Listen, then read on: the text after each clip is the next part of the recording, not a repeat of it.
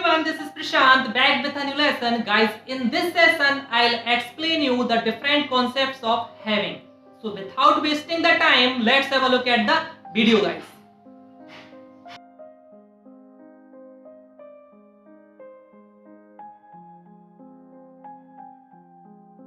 So guys, here we have first concept having plus verb की third form. Guys, यह एक तरह से पार्टिसिपल का ही पार्ट है. आइए देखते हैं उस सिचुएशन को जहां पर हम हैविंग प्लस वर्ब की थर्ड फॉर्म का यूज करेंगे. गाइस, जब आपके पास कुछ इस तरह की सिचुएशन हो कि जब हम एक कार्य करें उसके बाद दूसरा कार्य करें, पहले एक क्रिया करें उसके बाद दूसरी क्रिया करें. आइए समझते हैं एग्जाम्पल के माध्यम से. मान लीजिए मैं कहूं नाश्ता करने के बाद वह स्कूल गया या फिर नाश्ता करके वह स्कूल गया. तो यहां पर पहली क्रिया क्या हुई है? नाश्ता करने की, एंड दूसरी क्रिया हुई है स्कूल जाने की. तो बट याद रखें कि दोनों क्रियाएं एक ही बंदा करेगा, यानी कि एक ही सब्जेक्ट करेगा. तो जब इस तरह की सिचुएशन आए तब आप हमेशा याद रखें कि आपको हैविंग प्लस वर्ब की थर्ड फॉर्म का यूज करना है. बट काफी लोग जिन्हें एडवांस लेवल की ग्रामर नहीं आती है वह अभी भी आफ्टर से काम चलाते हैं. आपने अक्सर ही लोगों को कहते हुए सुना होगा आफ्टर टेकिंग, आफ्टर ईटिंग. तो गाइस, जिन्हें एडवांस लेवल की ग्रामर नहीं आती है वो अभी भी आफ्टर से काम चलाते हैं. बट अगर आपको एक अच्छा स्पीकर बनना है तो आपको ये सारे यूज आने ही चाहिए. आइए कुछ एग्जाम्पल के माध्यम से और अच्छे से समझते हैं कि किस तरह यूज किया जाता है. तो मान लीजिए अगर मैं कहूं तुम्हें देखने के बाद मैं खुश हूं. अब यहां पर पहला काम क्या हुआ है? तुम्हें देखने का, यानी कि तुम्हें देखने का, और फिर दूसरा काम हुआ है खुश होने का. तो यहां पर हमारा जो सेंटेंस बनेगा हैविंग सीन हिम या हर आई एम हैप्पी. देखने की फर्स्ट फॉर्म हो गई सी और सी की थर्ड फॉर्म हो गई सी. ओके गाइस, नेक्स्ट एग्जांपल है वहां जाने के बाद मैं उससे मिला या फिर वहां पहुंचने के बाद मैं उससे मिला.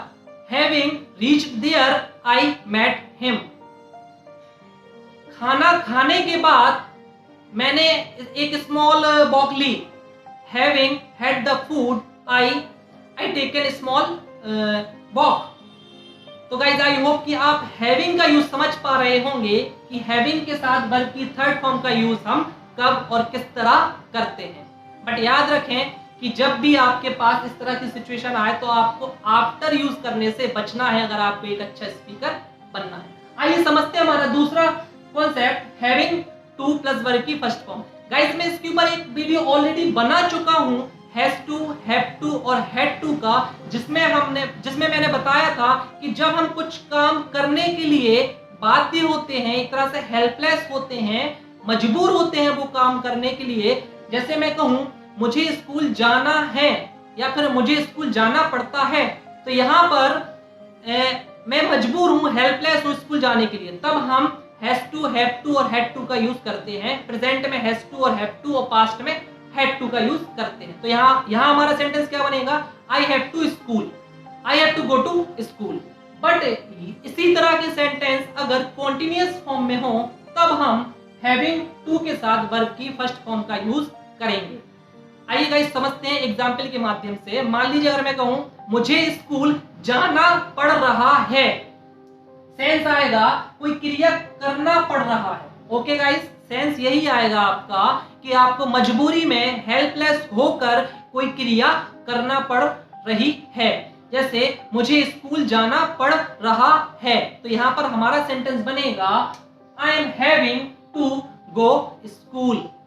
ओके गाइस, मान लीजिए हमारे पास नेक्स्ट एग्जाम्पल है हमें लॉकडाउन में रहना पड़ रहा है. अब यहां पर हमारा सेंटेंस बनेगा we are having to live in lockdown या फिर अंडर लॉकडाउन भी बोल सकते हैं, बोथ आर करेक्ट. ओके, मान लीजिए नेक्स्ट एग्जाम्पल है मुझे उसे डांटना पड़ रहा था. अब ये सेंटेंस पास्ट में आ गया, तो यहां पर हम बोलेंगे I was having to scold him. Okay guys, so I hope कि आप समझ पा रहे होंगे कि हैविंग टू प्लस वर्ब की फर्स्ट फॉर्म का यूज कहां पर और किस तरह किया जाता है. जब हम सेंटेंस में हेल्पलेस हो, ऐसी सिचुएशन आ जाए कि जब हम हेल्पलेस हो कुछ क्रिया करने के लिए, तब हम हैविंग टू के साथ वर्ब की फर्स्ट फॉर्म का यूज करते हैं और सेंस यही आएगा कि जो आपका सेंटेंस होगा वो हमेशा कॉन्टिन्यूअस फॉर्म में होगा। चलिए आइए गाइस समझते हैं हमारा नेक्स्ट कॉन्सेप्ट जो कि है having said that. Okay guys, इसका हिंदी में सेंस आता है पर फिर भी, या फिर लेकिन फिर भी, या फिर इसके बावजूद भी। गाइस आइए समझते हैं किस तरह।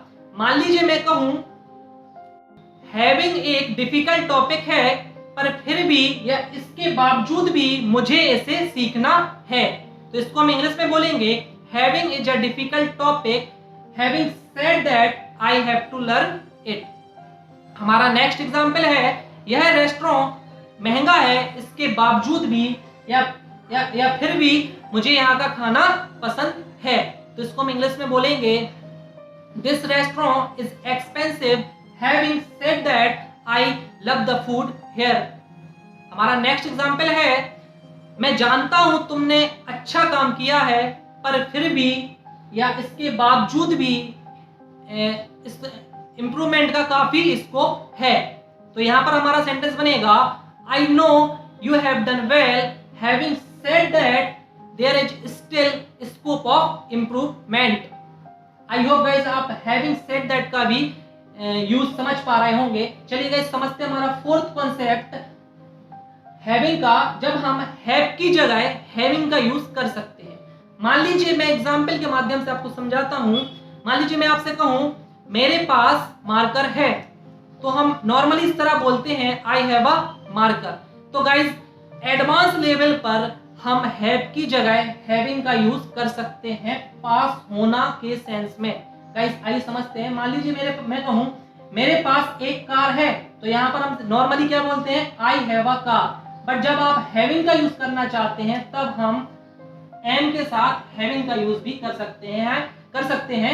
हम सेंटेंस को इस तरह बोल सकते हैं आई एम हैविंग अ कार। जैसे मैंने कहा मेरे पास मार्कर है, तो हम इसको इस तरह भी बोल सकते हैं आई एम हैविंग अ मार्कर। उसके पास कंप्यूटर है, तो हम नॉर्मली इस तरह बोलते हैं he has a computer, but हम इसको इस तरह भी बोल सकते हैं he is having a computer. उसके पास मोबाइल था, ये हो गया पास्ट में, उसके पास मोबाइल था, तो इसको हम नॉर्मली बोलेंगे he had a mobile. But अगर हमें हैव की जगह हैविंग का यूज करना हो तब हम बोलेंगे he was having a mobile.